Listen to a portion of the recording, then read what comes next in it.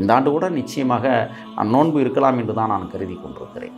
நோன்பு இருக்குன்னு ஆசைப்படுறேன். ஏன்னா மனதை பக்குவப்படுத்தும், உடலை பக்குவப்படுத்தும். இருக்கிற இந்துக்களை பாதுகாப்பதற்கு அனைத்து மசூதிகளிலும் அவர்களுக்கு உணவுப் பொட்டலங்கள் கொடுத்து கிட்டத்தட்ட 12 நாட்கள் தங்க வைத்து அழகு பார்த்த பெருமக்கள்.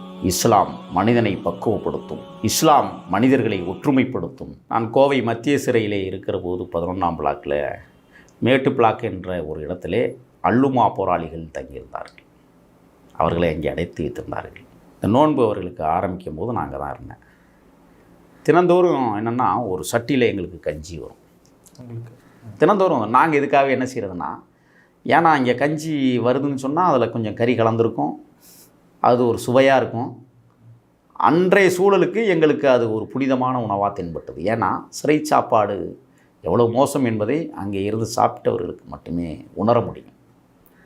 அந்த மாதிரி ஒரு காலகட்டத்தில் இது போன்ற நோன்பு கஞ்சிகளை கொடுத்து எங்களை மகிழ்ச்சி வெள்ளத்தில் ஆளாக்கிய பெருமக்கள் இஸ்லாத்துக்கள். இன்றைக்கு என்னோட இஸ்லாத் பெருமக்கள் மிகப்பெரிய அளவிலே இருக்கக்கூடியவர்கள் என்னோட தொடர்பில் இருக்கிறார்கள். இந்த ஆண்டு கூட நிச்சயமாக நோன்பு இருக்கலாம் என்று தான் நான் கருதி கொண்டிருக்கிறேன். நோன்பு இருக்குன்னு ஆசைப்படுறேன். ஏன்னா மனதை பக்குவப்படுத்தும், உடலை பக்குவப்படுத்தும். ஆண்டு முழுவதும் நாம் எதையோ போட்டு உள்ளே அரைச்சிக்கிட்டு இருக்கு.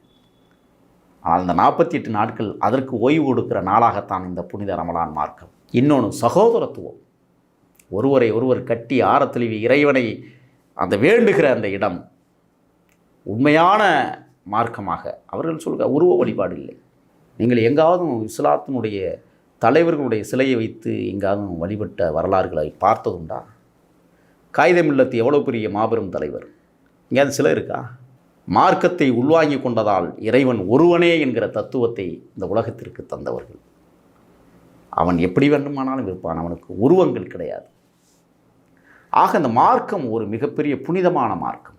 இந்த மார்க்கத்தை ஏற்றுக்கொள்கிறவர்கள் சாதிய அடக்குமுறைகளிலிருந்து, சாதிய ஒடுக்குமுறைகளிலிருந்து தப்பிப்பதற்கு வேறு வழியே இல்லாமல் இஸ்லாத்தை ஏற்றுக்கொண்டதற்கு பிறகு அவர்கள் உள்வாங்கி இருக்கிற அந்த இஸ்லாம் மார்க்கம் அவர்களையே புனிதப்படுத்தி இருக்கிறது, அவர்களுக்கே மரியாதை கொடுத்திருக்கிறது. இருக்கிற இந்துக்களை பாதுகாப்பதற்கு அனைத்து மசூதிகளையும் திறந்துவிடச் சொல்லி அனைத்து மசூதிகளிலும் அவர்களுக்கு உணவுப் பொட்டலங்கள் கொடுத்து கிட்டத்தட்ட 12 நாட்கள் தங்க வைத்து அழகு பார்த்த பெருமக்கள்.